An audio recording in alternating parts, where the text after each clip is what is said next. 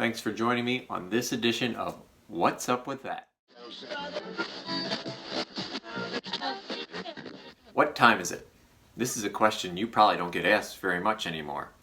Reason it being is that most of us have a clock, whether it's on our wall, on our wrist, or on our phone. Any of us at almost any given moment can tell you exactly what time it is, down to the minute. In fact, if your kids are anything like mine, you've gone through that phase where they ask what time it is, you say, it's 3 o'clock, and then they look at the clock and say, no, it's 2:57, Dad. But what about in the New Testament? No doubt as you've been reading the Gospels recently about the crucifixion of Jesus, you've come across some strange times.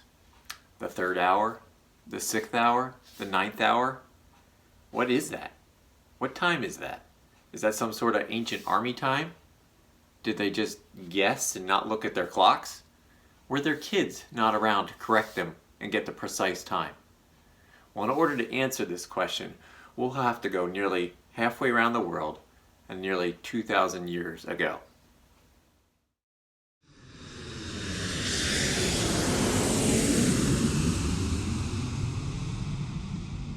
Truth is, there were no clocks, there were no watches, and of course there were no cell phones back during the time of Jesus. In fact, sundials were rarely used, so determining the exact time that event took place was very difficult, nearly impossible. And so for the Jewish people, a day was broken up into 2 sections, the 12 hours of daylight, usually from 6 a.m. to 6 p.m., and the 12 hours of nighttime, 6 p.m. to 6 a.m.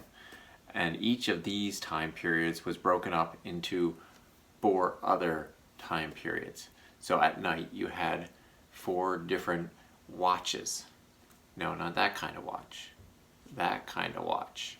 And so when the sun went down roughly at 6 p.m., that would start the evening watch. The evening watch would go from about 6 to 9 p.m. All right, then you had the midnight watch, which was from 9 to midnight.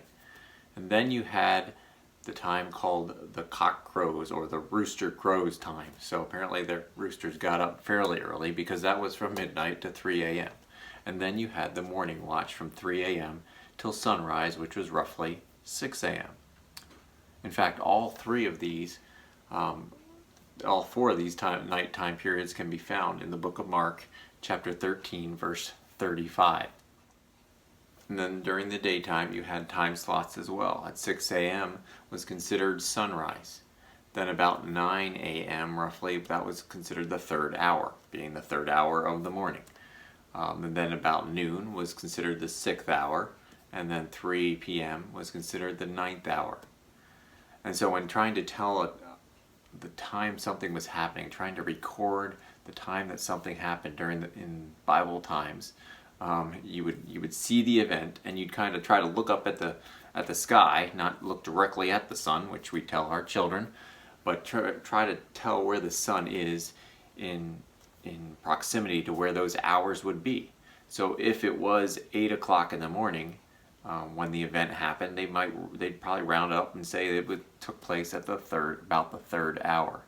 Again, if it was from about 11 o'clock or even 1 o'clock, they'd round up or round down to say it was about the 6th hour when this took place.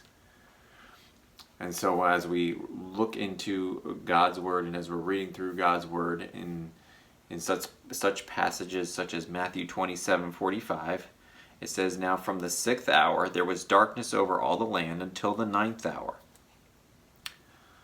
So as we read this, we can say that, well, so it was dark roughly from about 12 noon till about 3 p.m. In Mark 15:34, it says, "At the 9th hour, Jesus cried with a loud voice, 'Eloi, Eloi, lama sabachthani,' which means, my God, why have you forsaken me?"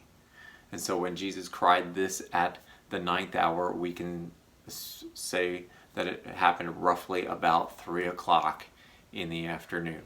So that's how time was recorded in different passages in God's Word. So hopefully that's helpful for you, especially now around Easter time when you're reading through the crucifixion passages and you come across these times, the 3rd hour, the 6th hour, the 9th hour. Hopefully that helps you to kind of picture in your head about what time of day these things were happening. So thanks for joining me. Have a great day.